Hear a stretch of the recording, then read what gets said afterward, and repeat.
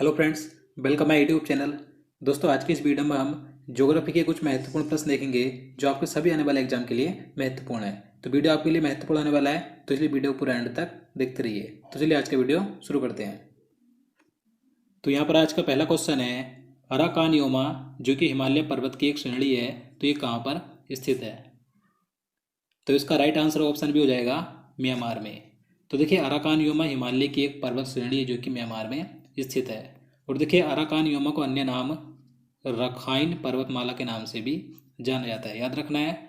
और देखिए, अराकानयोमा का सर्वोच्च शिखर कौन सा है?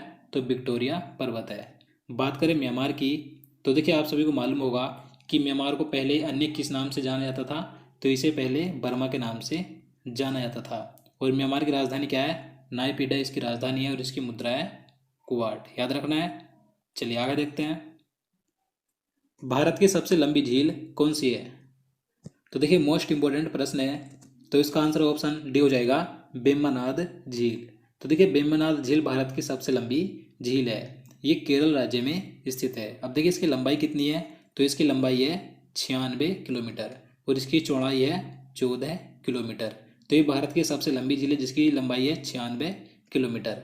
लेकिन अगर आपसे पूछा जाए कि भारत की सबसे बड़ी झील कौन सी है, तो सबसे बड़ी झील है चिल्का झील जो कि उड़ीसा राज्य में स्थित है। चिल्का झील की लंबाई है 64.3 किलोमीटर और इसकी चौड़ाई है 30 किलोमीटर। तो आपको दोनों याद रखनी है कि भारत की सबसे लंबी यानी लंबाई वाली झील तो वेम्बनाड झील है, लेकिन सबसे बड़ी झील कौन सी है? तो चिल्का झील है जो कि उड़ीसा राज्य में स्थित है। क्वेश्चन नंबर 3 है, कौन सी भारतीय झील भारत के लेगून झील के रूप में प्रसिद्ध है? तो देखिए, भारत की सबसे बड़ी लेगून झील यानी कि खारे पानी की झील कौन सी है? तो चिल्का झील है। तो इसका आंसर ऑप्शन डी हो जाएगा। चिल्का झील भारत की सबसे बड़ी खारे पानी की यानी कि लेगून झील है जो कि ओडिशा राज्य में स्थित है। देखिए, दिसंबर से जून तक चिल्का झील का पानी खारा रहता है, लेकिन वर्षा ऋतु में इसी झील का पानी मीठा हो जाता है। तो भारत की सबसे बड़ी लेगून झील यानी खारे पानी की झील है चिल्का झील। देखिए, लेकिन अगर आपसे पूछा जाए कि भारत में सर्वाधिक लवणता वाली झील कौन सी है, तो सर्वाधिक लवणता वाली झील है सांभर झील जो कि राजस्थान में स्थित है। और भारत की सबसे बड़ी मीठे पानी की झील कौन सी है? तो बुलर झील है जो कि जम्मू कश्मीर में स्थित है। तो आपको तीनों झील याद रखनी है, ये तीनों ही महत्वपूर्ण है।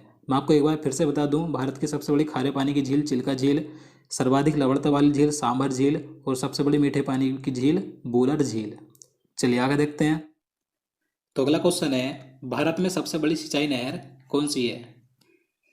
तो इसका राइट आंसर ऑप्शन बी हो जाएगा, इंदिरा गांधी नहर। तो देखिए, भारत की सबसे बड़ी सिंचाई नहर कौन सी है? उसका नाम है इंदिरा गांधी नहर। यह राजस्थान राज्य की प्रमुख नहर है। देखिए, इस नहर की लंबाई कितनी? इसकी कुल लंबाई है 649 किलोमीटर। देखिए, इस नहर का पुराना नाम राजस्थान नहर था, इसीलिए इसे राजस्थान की मरुगंगा भी कहा जाता है। देखिए, यह राजस्थान व पंजाब राज्यों को पानी की आपूर्ति करती है। अब देखिए, यह नहर कहाँ से निकलती है, कहाँ से इसका उद्गम होता है? तो देखिए, यह पंजाब राज्य में सतलज और ब्यास नदियों के संगम पर निर्मित हरी के बांध से निकलती है। तो आपको याद रखना है, इंदिरा गांधी नहर कहाँ से निकलती है? तो हरी के बांध से। चलिए आगे देखते हैं। फरक्का बैराज भारत तथा किस देश के बीच विवाद का एक मुख्य कारण है? तो इसका आंसर ऑप्शन हो जाएगा बांग्लादेश। तो देखिए, ये जो फरक्का बैराज यानी कि फरक्का बांध है, ये भारत के पश्चिम बंगाल राज्य में स्थित गंगा नदी पर बना एक बांध है। यह बांग्लादेश की सीमा से मात्र 10 किलोमीटर की दूरी पर है। अब देखिए, यह बांध विवाद में क्यों रहता है? क्योंकि देखिए, ग्रीष्म ऋतु में कोलकाता में जो हुगली नदी है, तो उस हुगली नदी के बहाव को निरंतर बनाए रखने के लिए गंगा नदी के पानी के एक बड़े हिस्से को इसी बांध यानी कि फरक्का बांध के द्वारा हुगली नदी में मोड़ दिया जाता है, जिससे कि गंगा नदी के पानी प्रवाह में कमी के कारण बांग्लादेश में जो पानी जाता है गंगा नदी का, तो उसमें लवणता बढ़ जाती है और मछली पालन, पेयजल और स्वास्थ्य और नौकायन आदि प्रभावित हो जाता है। तो इसीलिए भारत और बांग्लादेश के बीच इस फरक्का बांध के द्वारा विवाद बना रहता है, याद रखना है। क्वेश्चन नंबर 6 है, काली मिट्टी और किस नाम से जानी जाती है? तो देखिए, काफ़ी आसान क्वेश्चन भी है और कई बार एग्जाम में पूछा भी जाता है। तो इसका आंसर क्या हो जाएगा? ऑप्शन डी हो जाएगा, रेगूर मिट्टी।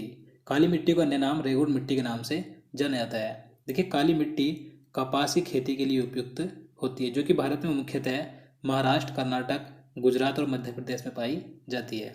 देखिए, इस काली मिट्टी का काला रंग टिटेनीफेरस मैग्नेटाइड एवं जीवांश की उपस्थिति के कारण होता है। देखिए, इस मिट्टी में मैग्नीशियम, चूना, लोहा युक्त तत्व तथा कार्बनिक पदार्थों की अधिकता होती है। तो आपको याद रखना है काली मिट्टी को अन्य नाम रेगुर मिट्टी के नाम से जाना जाता है। चलिए नेक्स्ट क्वेश्चन देखते हैं। निम्नलिखित में से किस राज्य में मैंग्रोव वन का सबसे अधिक क्षेत्र है? तो इसका आंसर ऑप्शन डी हो जाएगा वेस्ट बंगाल यानी कि पश्चिम बंगाल में। तो देखिए जो मैंग्रोव वन है यह ऐसे वृक्ष होते हैं जो कि खारे पानी या अर्ध खारे पानी में पाए जाते हैं, जो कि उष्ण कटिबंधीय और उपोष्ण कटिबंधीय क्षेत्रों में मिलते हैं। तो भारत में सर्वाधिक मैंग्रोव वन का क्षेत्र कहाँ पर है? तो पश्चिम बंगाल में है। लेकिन पूरे विश्व में सर्वाधिक मैंग्रोव वन का क्षेत्र कहाँ पर है? तो सुंदरबन में, याद रखना है। चलिए आगे देखते हैं। विश्व की सबसे लंबी भूमि सीमा किन दो देशों के बीच है? तो देखिए विश्व की सबसे लंबी भूमि सीमा यानी कि अंतर्राष्ट्रीय स्थलीय सीमा किन दो देशों के बीच है? तो कनाडा एवं अमेरिका यानी कि कनाडा एवं यूएसए के बीच है। तो इसका आंसर ऑप्शन डी हो जाएगा कनाडा एवं यूएसए के बीच। अब देखिए इसकी लंबाई कितनी है? तो उसकी लंबाई है 8,891 किलोमीटर, याद रखना है। अगर हम बात करें भारत की कि भारत की सबसे लंबी अंतर्राष्ट्रीय स्थलीय सीमा किस देश के साथ लगती है? तो बांग्लादेश के साथ लगती है, जिसकी लंबाई है 4,096 किलोमीटर। और बात करें कि भारत की सबसे कम स्थलीय सीमा किस देश के साथ लगती है? तो अफगानिस्तान के साथ लगती है, जिसकी लंबाई है मात्र 106 किलोमीटर, याद रखना है। चलिए आगे देखते हैं। निम्नलिखित में से कौन सा ग्रह सबसे गर्म है? तो देखिए सौरमंडल का सबसे गर्म ग्रह कौन सा है? तो उसका नाम है वीनस यानी कि शुक्र ग्रह। तो इसका आंसर ऑप्शन भी हो जाएगा शुक्र ग्रह सबसे गर्म ग्रह है। देखिए बात करें सबसे ठंडा ग्रह कौन सा है सौरमंडल का? तो सबसे ठंडा ग्रह है यूरेनस यानी कि अरुण ग्रह। तो आपको दोनों याद रखने हैं। देखिए बात करें यहाँ पर वीनस की यानी कि शुक्र ग्रह की, तो देखिए इसे सबसे चमकीला ग्रह कहा जाता है और इसे भोर या सांझ का तारा भी कहते हैं, और इसे पृथ्वी की जुड़वा बहन भी कहा जाता है। तो आपको सारे पॉइंट याद रखने हैं। चलिए आगे देखते हैं। निम्नलिखित में से किस देश से होकर मकर रेखा गुजरती है? तो इसका आंसर ऑप्शन डी हो जाएगा ऑल ऑप्शन आर करेक्ट, यानी कि सभी विकल्प सही हैं। तो देखिए जो मकर रेखा है यह विश्व के 10 देशों से होकर गुजरती है।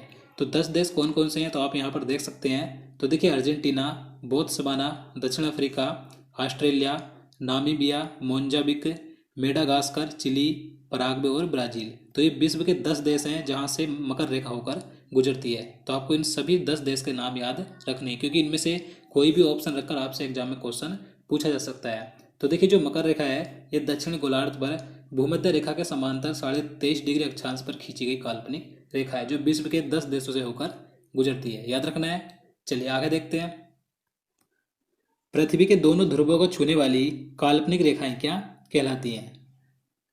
तो इसका राइट आंसर ऑप्शन बी हो जाएगा देशांतर रेखाएं। तो देखिए आपको याद रखना है कि उत्तर से दक्षिण की ओर खींची गई काल्पनिक रेखा को देशांतर रेखा और पश्चिम से पूर्व की ओर खींची गई रेखा को अक्षांश रेखा कहा जाता है, याद रखना है। चलिए आगे देखते हैं। निम्नलिखित में से कौन सी पर्वत श्रृंखला यूरोप तथा एशिया को अलग करती है? तो इसका आंसर ऑप्शन सी हो जाएगा यूराल पर्वत श्रृंखला। तो देखिए यूराल पर्वत श्रृंखला भौगोलिक रूप से एशिया और यूरोप महाद्वीप को अलग करती है। देखिए यह पश्चिमी रूस की पर्वत श्रृंखला है जो कि उत्तर में आर्कटिक महासागर से दक्षिण में कैस्पियन सागर तक फैली है। तो आपको याद रखना है। चलिए आगे देखते हैं।